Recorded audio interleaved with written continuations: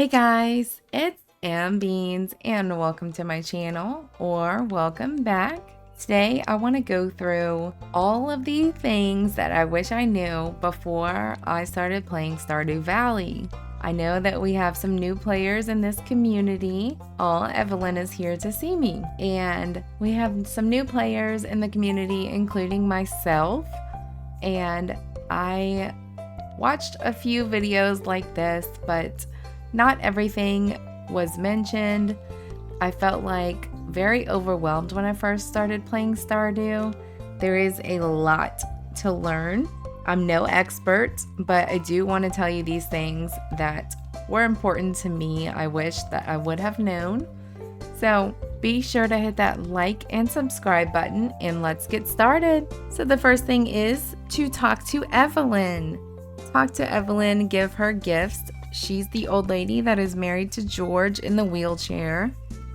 Give her gifts because at some point in your friendship, she's going to teach you how to make a garden pot, and then you can grow things inside.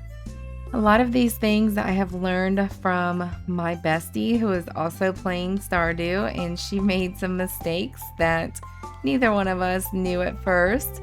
So this box right here, I do have mods on, so it actually looks different for you guys if you don't have this mod installed. But it's just a regular brown bin, and it's here when you first start playing the game. And this is not a storage box. This is a sale box. He does tell you this, but it is easy to miss. So do not put your storage in here. This is anything that you put in here, you're going to be selling it overnight. That's how you get money, and that's how you sell things. Next up is your pet. Your pets have a little house up here, and they do need water. They don't actually need it though. My bestie did not fill up this bowl for an entire year of the game, and the animal is fine, so I guess that's all right. The next thing is this cave right here. When you first unlock this cave, you will get a choice of fruits or mushrooms. Mushrooms are good for food. So I picked mushrooms because of food, but that's actually the wrong decision. You want to pick it to get fruits. Unless you're an experienced player, I would say choose the fruit cave, which is a bat cave, that will unlock fruits for you because it's impossible to get a whole bunch of money and grow all the fruit trees that you need in order to get the fruits for the community center. Now ignore everything on the right side and the bottom because your cave will not look like this. That is a mod that I installed. The next thing that I did not know how to do was how to sleep. So you can get in your bed, but you're not actually sleeping unless you go all the way to the right, and then it will prompt go to sleep for the night. So you have to go to the middle of the bed, and then it will prompt you to go to sleep. My first day, I was so confused on how to sleep. You do have to get in bed by 2 a.m., which makes no sense because if I'm in my house, I feel like I should be able to sleep wherever I want. If I want to pass out on the floor, that should be fine. But no, the game will penalize you. Sometimes they charge you, sometimes they don't, for finding you unconscious. In the beginning of the game, it is hard to find food, find what to eat, and you're chopping down trees, so you might see that you can eat sap. But don't do that because then you're gonna turn green and get sick. Look how sad that was. Plus, it also makes you lose like 2 energy, I believe. And that brings me to your storage chest. So you have these storage chests that you can make with 50 wood, but do not place them just anywhere. You have to place them in certain specific places. On your farm is generally safe, but anywhere else, I was like, oh, I'm gonna place this on the pier so I can fish and store all of my fish in it. No, the next day it was gone because any of the NPCs will just storm right through it and bust all of your stuff up. A few of my things were still there on the ground, but I lost my 50 wood for my chest for sure. So there is a guide on where you can place things around the valley that won't get destroyed by the NPCs. It might be tempting to stay on your farm and clear it for the first few days of playing, but on day 5, make sure you leave the farm to the right so that you will unlock the community center that will give you a prompt as soon as you leave the farm over here. When you unlock your animals, they will start making you animal products, and then you can turn those into other products. But the chickens will lay eggs like these, but don't sell them in their current state. They're not worth much in their current state. Well, you're going to want to make a mayonnaise machine like these. They look like this, and it's going to turn your eggs into mayonnaise. And then you can sell the mayonnaise for much more of a profit than just selling the eggs. That's not going to get you very far. Same thing with your cows and goats. Anything that your animals make, pretty much you can make it into something else before selling it in order to make the most profit. Now with the milk, I have found that cheese makes a pretty good food. So I recommend not selling your cheese if it's a yellow star. If you have a yellow star cheese, don't sell it. Keep it for food in the skull caverns specifically, because you're gonna need a lot of food in there. I really needed a ton of food in the skull caverns. So make sure you do that. Let's talk about farming. You can till your soil like this with a hoe, but doing this on the 28th day of a season in order to prepare for maybe your next day does not guarantee that it's going to stay tilled on the first day of the next season. So it's a waste of time. Don't do that. I definitely did it. I was like, I'm gonna plan where I'm gonna put all of my veggies, all of my seeds, and then I woke up the next day and none of it was tilled anymore. So the tilling does go away.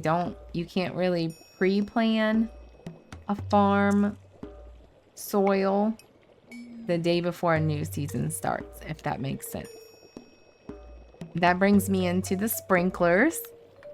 Don't make a lot of the very first tier sprinkler because you cannot upgrade them, which kind of stinks, and you can't get your ingredients back.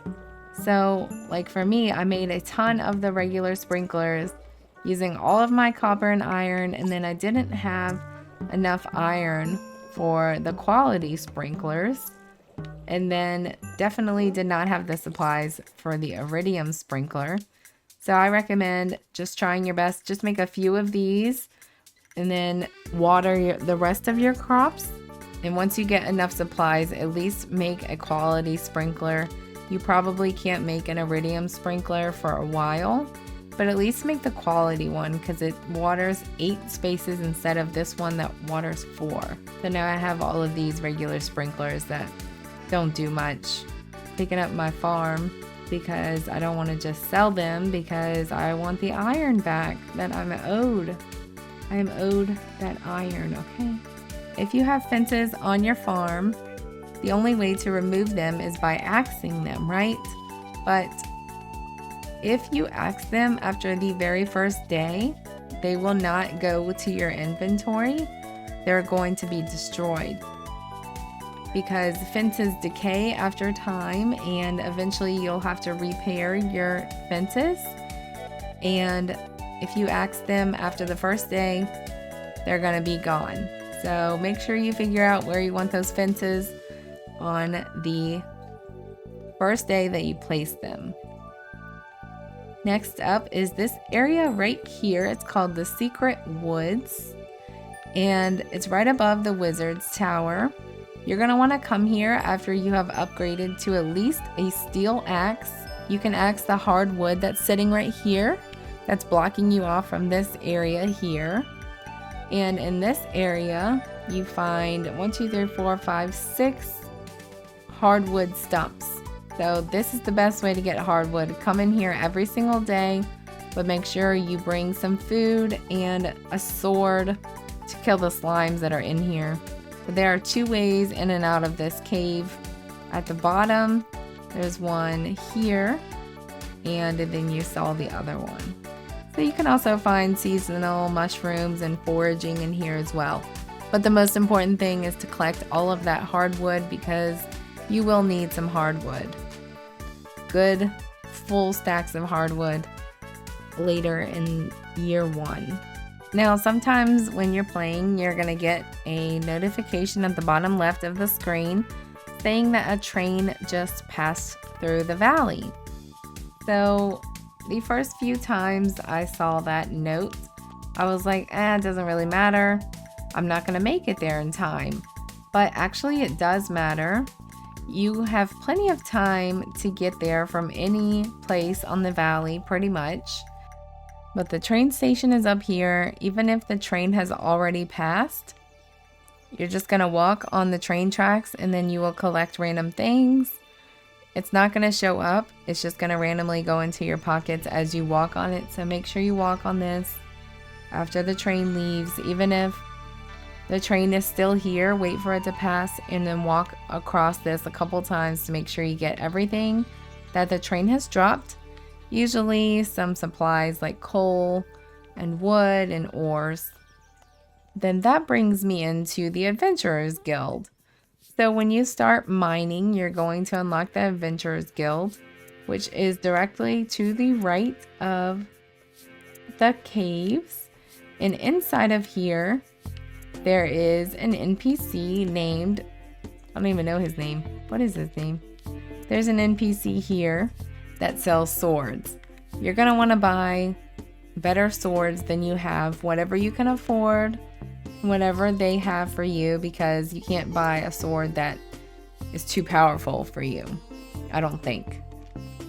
So if you don't upgrade, it's gonna be really hard to kill the monsters in the cave.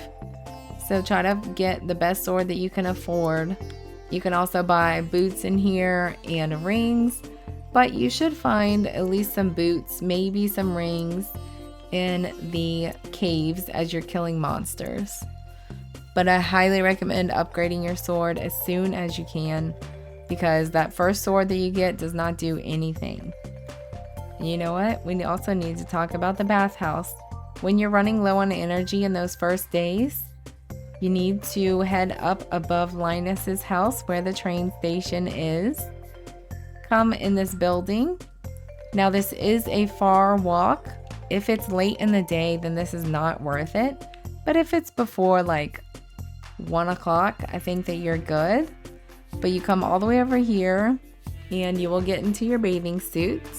But that's not it. You have to come down all the way and then jump in this spa here. Just come right in the front and then it will recharge your health and your energy. So free energy. You walk really slow on the pool deck so that you don't slip, but it's also so that it's not too overpowered for your game to get free energy and free health. But it's close to the caves, so if you spent all morning farming your crops, it's a good way to go recharge your energy before heading up the caves. And last but not least, do not donate your first prismatic shard or your first dinosaur egg. The prismatic shard will give you a sword called a galaxy sword, so you need that before you go and donate it to the museum. And the dinosaur egg, if you keep it, you can put it in an incubator in the barn and get a baby dinosaur. I had no idea that you could get dinosaurs, and I donated my first dinosaur egg to the museum. So upsetting, but luckily I got one not too late after. Let's show you what a dinosaur egg looks like, somewhere around here. Well, your prismatic shard looks like this. And then your dinosaur egg is right here. It looks like this. So it's appearing here in this menu because I donated it, because I made that mistake. I didn't know there were dinosaurs. And my last recommendation is to talk to people all the time. Give them gifts. The best gift to give them is a rabbit's foot, but you're not going to have a rabbit for a while. But once you unlock that rabbit, save up those rabbit's feet and then give those gifts. But there are lists on the Wikipedia of gifts that the NPCs like. Pick out yourself a husband or a wife and start talking to them. But also, even if you don't want to marry that NPC, you should definitely still talk to them and give them gifts, because some things will get unlocked in the game, just depending on who you're talking to. And remember that just because an NPC isn't nice at first doesn't mean that they're gonna be mean. If you keep talking to them and giving them gifts, they might start to like you. So keep that in mind. I hope you learned something in this video, and I hope you have a lovely day. Be sure to hit that like and subscribe button, and I will see you in the next one. I'm so excited for the new Stardew update coming out later this month.